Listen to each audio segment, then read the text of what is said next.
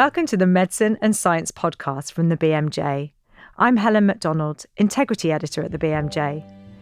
This week, we'll hear how cuts to benefits will not produce the results the Chancellor wants.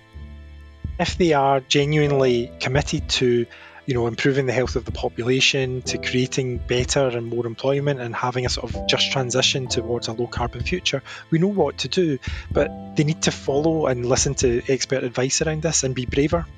And are we in an age of diagnosis? It's such a nuanced topic that requires a lot of explanation. I'm sure a lot of people felt that he was saying, hey, there's nothing wrong with you, when really the subject of overdiagnosis is not about saying people aren't struggling. It's about asking when too much medicine is too much. Rachel Reeves, the UK's Chancellor, presented her spring statement recently, and it included £5 billion of cuts to benefits, many of which will be borne by those with long-term disability allowance. In response at BMJ, we published a hard-hitting editorial, UK welfare reforms threaten health of the most vulnerable. Niamh Brooks, that editorial's editor, spoke to Gerry McCartney. He's a professor from Glasgow University's School of Health and Wellbeing, and he talked to her about why he's so against these cuts. What was it in that spring statement that you felt needed writing in this piece? So the background to this is that we've been worried about mortality and life expectancy trends in the UK for some time now. After 2012, that stopped improving on average, and indeed it started to decline in the most disadvantaged areas. And the evidence is now quite clear that it's austerity policies that have driven this both in the UK and in other places. And obviously in the Chancellor's statement and in the Green Paper published the week before, there was an attempt to save money, I guess, from the government's balance by cutting eligibility to, in particular, personal independence payments. So those are payments that are made to cover the additional costs of disabilities. So for people who are already struggling with their health, who have already got a particular vulnerability, and this will reduce their incomes. And so we're very concerned that this will further worsen their health and ultimately be sort of counterproductive to what the government's trying to do at the moment. Okay, thank you. And what sort of effects do you anticipate might come about as a result of these sorts of cuts? I have seen some figures around talking about the numbers of people that could be potentially pushed into poverty as a result. Absolutely. So hundreds of thousands of people are modelled or predicted to be pushed into poverty as a consequence of this reduction in PIP eligibility. And of course, this comes on the back of, if you like, 15 years of retrenchment in social security. For people with disabilities in particular, their costs are even higher than the average because by necessity, people will often have to stay at home more often, and they'll have to have their heating on more often, and they often will have devices that will require electricity and other energy resources, and so their costs are high, and this cuts that sort of vital income stream that they need to protect their health and keep themselves and their families out of poverty. Of course, yeah, thanks. And I'm interested that in your editorial you wrote about the fact that obviously there are huge negative effects, as we've described, but that this plan might not even work in terms of addressing the problems that it set out to achieve. So in terms of things like getting people back into work. Can you tell me a bit more about that? Of course. So the government is, I guess, rightly concerned that the health of the population has got worse, and that has been a problem in terms of people being available for work, and that's had economic consequences. However, what the government hasn't quite understood, I guess, is that the underlying cause of that rise in ill health. So I've talked about mortality, but I haven't mentioned that mental health is getting worse on average for the population, but for young adults, it's really getting worse quite quickly. But also things like healthy life expectancy have declined over the last few years. So it's not just mortality, but morbidity and ill health are all getting worse. And again, that's all because of the changes in the economy, the austerity policies that have been brought in. And so to try and fix that problem, the government has essentially doubled down on the very same policies that have generated the problem. So it's absolutely true that we need to help and support the population to be healthier, and that will have consequences for the economy, and it will hopefully allow more people to be available for work and to participate in society. But to cut those vital social security benefits, to cut public services behind the scenes, if you like, that's going to drive more people into ill health. But there are specific studies, and indeed there's a systematic review done by colleagues at the University of Liverpool, so Phil McHale and colleagues, which looked at the evidence across OECD countries about whether reducing the value of disability benefits pushes more people into the workplace. And the evidence was no, there's no evidence that that does work. So even in its own terms, as the government have laid out, so they're hoping that these kind of reductions will move more people into employment. There's no evidence that that's happened in other places, so it's not clear why that would happen here now. So what is it about the UK, do you think? I mean, you've mentioned austerity, but you also mentioned that the UK is sort of unique in that it hasn't bounced back in terms of population health after the pandemic. What are the factors that have affected that? So it's almost unique. So the USA is another sort of outlier, if you like, in the international picture. But many countries have shown sort of worse trends over the last decade or decade and a half. But the UK is particularly bad, and it's particularly bad, I think, because austerity was readopted really quickly following the sort of peak of the COVID period, where money was spent, people's benefits were uplifted for a brief period of time. We had the schemes to protect people's pay from employment when they weren't able to work during the pandemic. So there was an awful lot of additional spending for that short period, but it was all reverted back to the previous austerity policies quite quickly. And that comes on the back of decades of kind of erosion of public services.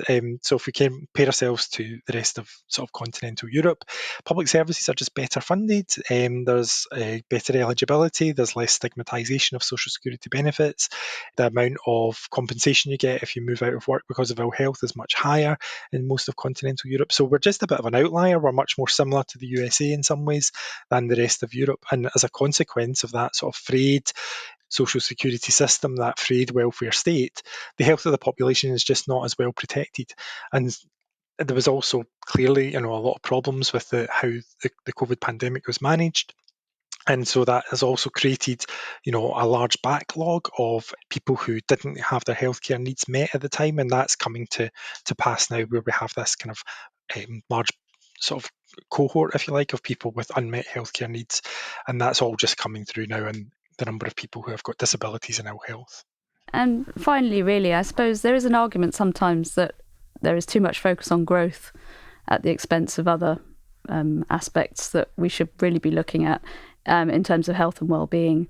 Could you just talk a little bit more about growth versus well-being as a concept? It's something that we hear quite a lot about, especially at the moment with this kind of environment. Yeah, so the problem with economic growth is that it's a very undifferentiated outcome. So if I was to take a brick and throw it through my window, that would increase economic growth, because somebody would be employed to come and put a new window in, a policeman would be employed to come and take me away, and a prison officer would be employed for the next few years to keep me locked up. But none of that's for the greater good. None of that creates a sort of public benefit. And so we count everything, the goods and the bads in society, all as one lump. And indeed, we count often the externalities, so the things that businesses do that cause unintended problems elsewhere in the economy, or failure demands, as you might call it. So if we live in an economy which has high inequalities, that will generate large amounts of ill health, it will generate crime, it will generate all sorts of social problems, and that all demands public spending to sort of sweep up the problems. And arguably, drives to increase economic growth, as we've seen with the Labour government recently, have often led to a sort of reduction in the amount of regulations that are there to protect us. So whether that's regulations around water quality or air quality, or building new airports, it's all of this pursuit of the short-term economic activity that will have detrimental consequences in the longer term. So we know that this undifferentiated form of growth isn't necessarily good. But there are some things that we do need to grow. So I've talked about investing in public services.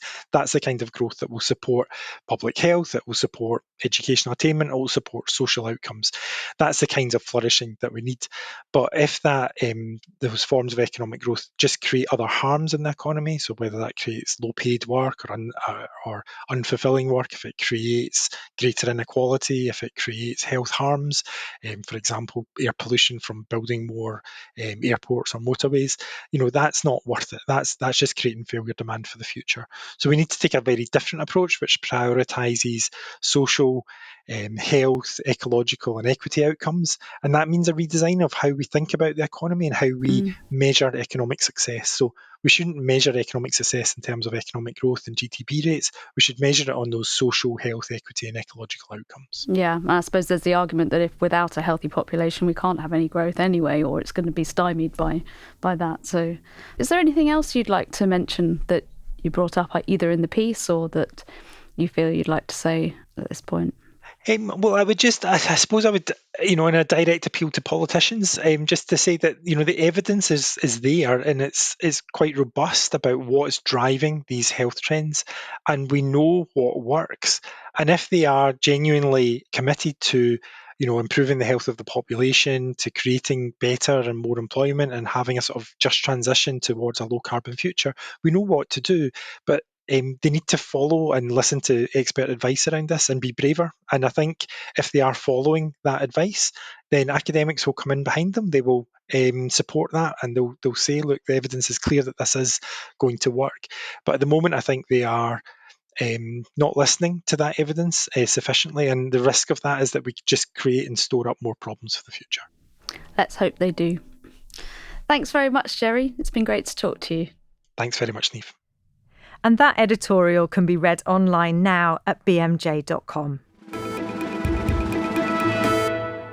Now I'm joined by Suzanne O'Sullivan.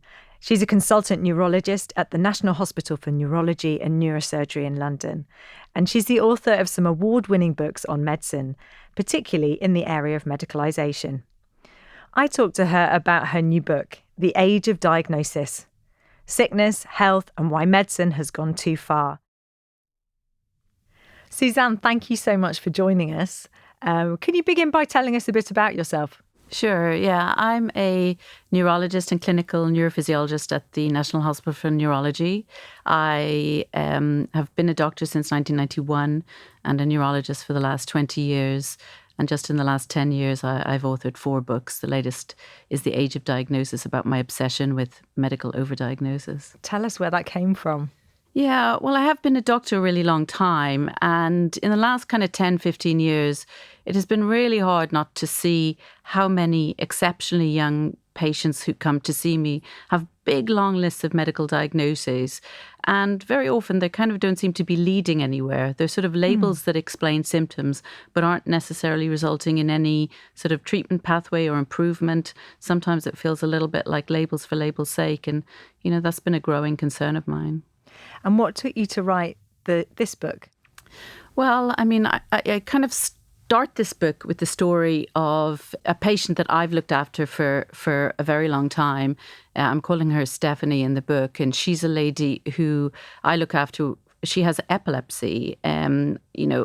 I have completely failed to make her epilepsy better. I haven't known for a long time why she has epilepsy. And then a few years ago, we noticed that she also had difficulty walking. And again, this was sort of unexplained. And then in a chance conversation with her husband, he said, oh, well, Stephanie walks exactly the same way as Abigail. Abigail was her 15-year-old daughter. And you can imagine as a neurologist, we love these little clues that for an undiagnosable patient, we suddenly get a little clue that says, hey, perhaps it's a genetic problem, and then suddenly you're going down another pathway. And we did ultimately, I sent both Abigail and mother for a series of genetic tests. It took years, and eventually we've discovered they had an extremely rare genetic mutation. Now, as a doctor or a neurologist, I'm supposed to be, and I suppose I probably was at the time, thrilled with this sort of, I'd done exactly what I'm trained to do. I'd found the rare diagnosis. I'd uncovered something that had been very difficult to uncover. But later, I began to really regret much of what I'd done, if I'm being honest. And that's why I start the book with this story, because Stephanie had been sick for a long time. She needed a diagnosis. Abigail was a 15-year-old girl who people at school teased her a little bit because she had a funny walk, but she didn't consider it a problem. She was good at yoga. She was bad at running. That's as far as it went for her. She had the same problem as her mother, but she could have waited 20 years to find that out. And that for me is the absolute definition of overdiagnosis. I made a diagnosis, it was right. But had I really acted in Abigail's best interest? And I think, as a medical community now, there's a real drive towards finding things earlier, finding things in milder stages, doing screening in lots of new ways. But I wonder if we have fully thought out the impact of that on the people who were subjecting to these diagnoses. I mean, Abigail, I spoke to many years later, and I was glad that I hadn't really impacted her life or how she lived it. But I didn't know that, really, when I sent her for those tests. I didn't think nearly enough about what a difference I could have made to her life. Mm. And by overdiagnosis, you mean labelling someone with a disease that's ultimately not serving them, it's not changing their outcome. Yeah, so I think oftentimes when I talk to the general public about overdiagnosis, it's misunderstood to mean the diagnosis is wrong, or the diagnosis, the person is complaining in some way that doesn't deserve attention. What I mean entirely by overdiagnosis is that I may well have diagnosed someone entirely correctly, but that I have potentially, the diagnosis hasn't been of benefit because it's been made too early, or perhaps it's been harmful because it's changed their relationship with their body and changed their relationship with their health.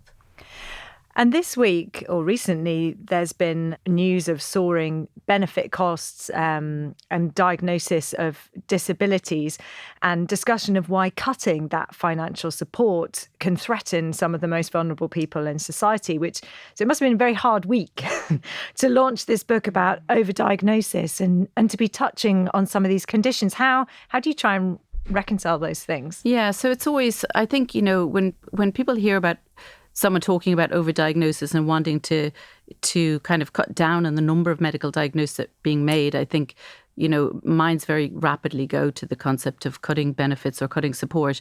Absolutely not my agenda at all. The message I'm trying to get across with this book is that overdiagnosis doesn't mean a person isn't struggling. It doesn't mean that a person doesn't need help or support.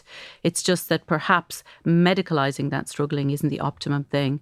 So I still want to be able to, recognise people who need better social support, or recognise children who need better educational support, or recognise people who are suffering and need better psychological support. But what I'm really advocating for is, can we do that a little bit better without necessarily labelling people, because I think it's the labelling that worries me the most.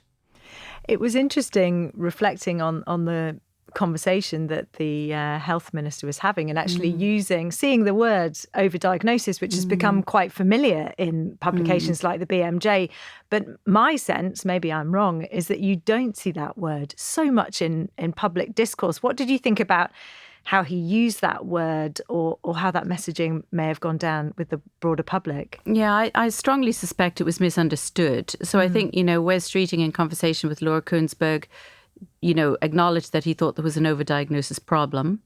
I have to say that, I've been reading the too much medicine kind of thread in the BMJ for a long time and been very influenced by it. I felt that when Wes Streeting mentioned overdiagnosis, that I agreed with what he was saying, but I was absolutely certain that people listening would not understand what he was saying, that they would probably, it's such a nuanced topic that requires a lot of explanation. I'm sure a lot of people felt that he was saying, hey, there's nothing wrong with you, when really the subject of overdiagnosis is not about saying people aren't struggling. It's about asking when too much medicine is too much. Yes. And we've long been championing that movement. As I say, it's quite familiar. How do you think we can improve the conversation in the wider public about some of these issues? Well, I suppose I'm hoping everyone will read The Age of Diagnosis and then basically that will make a difference. I think people, it's interesting to me because I've been reading the Too Much Medicine articles in BMJ for a long time, and equally other campaigns around the world, like Choosing Wisely, for example. So I'm aware that within the medical community, think sometimes when I bring these things to more general public audiences, people think that I'm sort of raising something that hasn't been raised before. But these are issues that many doctors are very concerned about. And I know that I'm far from the only person who's writing about this.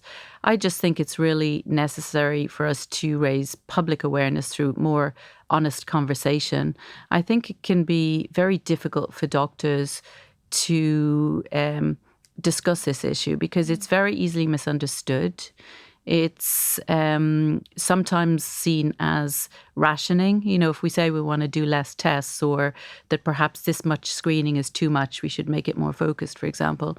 I fear that it's seen as rationing. And I think it's about kind of helping people have a better understanding of the harms of overdiagnosis, because there's such an interesting paper in the New England Journal in 2017 that compared cancer outcomes in high-income versus low-income countries.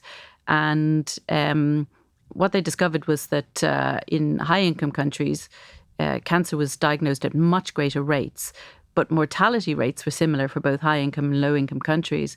There's a perception that all this extra care that is available to us in high-income countries is better medical care. So I'm not talking about rationing. Papers like this are telling us that some of this care might actually be unnecessary care. I just want people to understand the issues so they can choose for themselves. Thinking about how to improve that conversation, that particularly that public conversation, have you found good ways that you've come across and maybe some techniques you've used in your book to succinctly and clearly explain these concepts better in a way that engages with the public, lands better? I'm not sure that it's that I've necessarily found clearer ways. You know, in the book, I really am concentrating on the stories of real people and trying to help people to understand, you know, the sort of consequences of overdiagnosis through following kind of real life stories of people. And I do think that helps sometimes.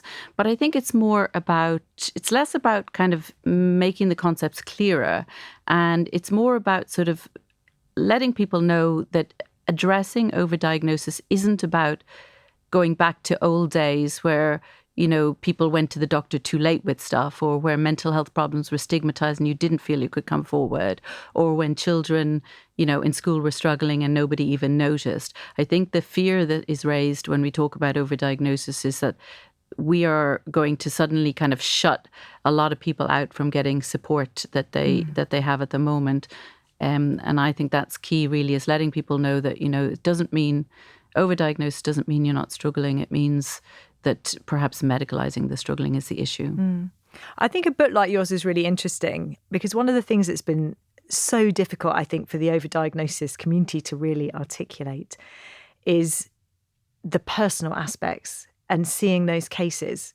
Because it's often the case that if you're diagnosed with something, overdiagnosed in particular, that actually in many cases you feel lucky because you feel like you got your diagnosis in time, that maybe you're one of the lucky ones, that treatment has made a difference for you. So I think, were there any stories that stood out for you in terms of anyone feeling like they'd been actually overdiagnosed themselves? Yeah. I mean, the point you raise is I am hitting against this as a sort of that's a really difficult concept, because exactly as you say, when a person is diagnosed and then they're treated and they're okay, they have the feeling that, you know, they were glad they were diagnosed. And even in sort of communicating messages of cancer overdiagnosis, which is a really delicate issue because you don't want to encourage someone not to be screened, but rather to encourage them to understand the results. People relate more to the life that was saved than they do to the lives that were affected by overtreatment. But the second story in the book is one that is about a really rare condition, or not exceptionally rare, but Huntington's disease. And it's not an overdiagnosed condition, but this story was just so powerful to me because it said so much about the subject of the book. It's about a woman who, she was pregnant, she was 28 and pregnant, and she found out her mum had Huntington's. Her mum was adopted, so this was a suddenly new bit of information for the family. Obviously, it rapidly changed her experience of her body and her experience of her health. As we know, she could have had an immediate test for Huntington's, but after discussion with a genetic counsellor, she decided not to, because she realised that the minute you get a positive test, you are living as if you have the disease before the disease actually starts. So she didn't test, and she chose to live with hope in the first instance. She had her child. She was very happy. She enjoyed motherhood. She had a second child. But as the years progressed, she realised she was seeing all of the symptoms in herself that her mother had had. She put off testing for Huntington's for 20 years until she got to a point where she was just really, her personality had changed. She was bumping into things. She was flustered. She couldn't function. She ultimately had the test, and actually, as it turned out, the test was negative. She didn't have the gene, and she didn't have Huntington's. Now, I start with that story in the book because what I want people to understand is how powerful it is. Once you are labelled, I mean, she believed she had the gene and she believed she had Huntington's. The power of that to affect your entire physical well-being and the way that it focuses on your body and affects your day-to-day happiness is enormous. I want people to understand, because we're now increasingly saying to people, well, you can have genetic screening for this, or, you can find out you have Alzheimer's 10 years ahead of time, or you can be screened for any number of diseases. I needed people to understand through this lady's story that, a diagnosis is not inert. A diagnosis has a power all of its own to kind of produce symptoms even before the disease starts. So we need to be a bit more careful about how we hand out diagnoses. And I wonder how you described the concept of the book, putting all that together to the patients that feature in it. What were their thoughts? How did they feel? Yeah, well, everyone, I've written about a lot of things: autism, ADHD, cancer, Lyme disease, genetic tests. Really, people want their stories told. That's pretty much it. So I had a lot of really generous people come forward and tell me their stories, because I think people want others to learn from what they've been through. The book sounds fascinating. If you don't have time to read it in full, we'll include a link to an edited extract of the book, which was published in The Guardian, and you can find that online. Overdiagnosis poses some really challenging ethical issues as well as communication ones. So finally, I'm joined by doctor and ethicist Suzanne O'Sullivan, who's starting as the new chair of BMJ's Ethics Committee. Siobhan, thank you so much for joining us. Can you begin by telling our listeners who you are? Thank you so much, Helen. Well, my name is Suzanne O'Sullivan, and I have the great honour of being the incoming chair of the BMJ Ethics Committee. So I have a background in translational medicine, so spent some years as a researcher myself, and then transitioned into the area of medical ethics and law. And that's where I've been working for the last 20 years. Wonderful. And in fact, as we met today, you pointed out to me that the BMJ's Ethics Committee is 25 years old, which is a really intriguing thing. And it's something unique that we have to the BMJ. We're not aware that any other journals have one. And we're really grateful to the advice that the Ethics Committee give us in terms of our policies, in terms of challenging cases that we face at the journal. Thinking of our listeners, what strikes you as important or unique about the role of journals in health and healthcare from an ethics perspective? Yeah, this was something we were thinking about, I suppose. And I would say, from my perspective, one thing that strikes me very strongly is that, of course, journals are the gatekeepers, if you like, of the knowledge base that we are using for all sorts of decisions we make as a society. So not alone other researchers will, of course, read articles in all of the BMJ journals, and will then decide how they will construct studies in the future, will use hypotheses, will use other evidence to build their own studies on. But policymakers will also use that, and policy is not an abstract thing. It's actually something that will impact on each and every one of our lives. And it's important that that policy is based on evidence, is based on knowledge that we can trust. And because, as I say, it does have that impact on people's lives. And so I think the journals, the BMJ, all of the journals, it's really important that they can stand over the evidence that's being published in journals, that we act with integrity, and that evidence is trustworthy. And looking forward from now, how do you see things evolving? What are the big issues that ethicists are thinking about at the moment that we might expect to see filter through our journals, or we might expect our listeners to be seeing walking into their clinics? I think it's really interesting. It's an interesting moment. And we're doing lots of work. I suppose ethicists are always thinking about strategic foresight, trying to look at the future. It's not, as we were discussing earlier, it's nothing to do with actually predicting the future. I don't think any of us, including ethicists, would be so bold as to do that. But it's about being prepared for the kind of different futures that are facing us. I think we're going through a moment where there's a lot of impact of technological change. We've seen that with Gen AI.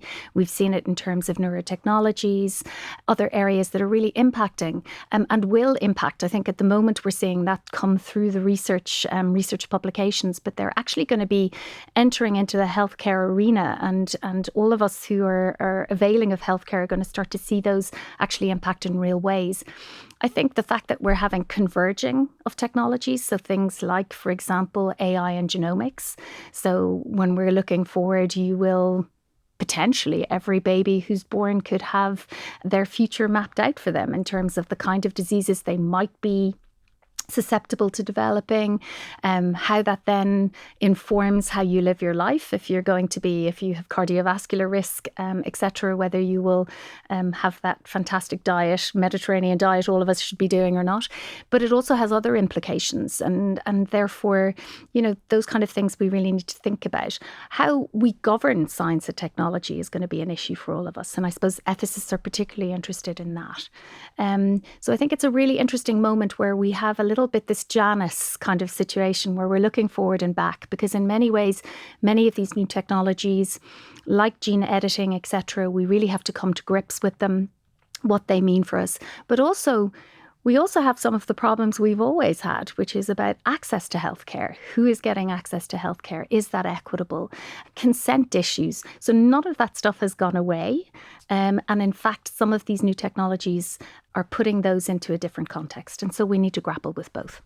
Well, thank you so much for saying hello to our listeners. And no doubt we'll be putting you to good use. And I hope that you'll be writing something for our listeners, or perhaps coming back on this podcast with Cameron to talk about some of the challenges that we and the world are facing. That would be a pleasure, Helen. Thank you. Well, that's it for this episode of the Medicine and Science podcast. We'll be back in a fortnight where we'll be discussing the new assisted dying bill and how doctors will have to decide who's eligible for a medically assisted death in the face of prognostic uncertainty. Subscribe so you don't miss out. Until then, I'm Helen MacDonald. Thanks for listening.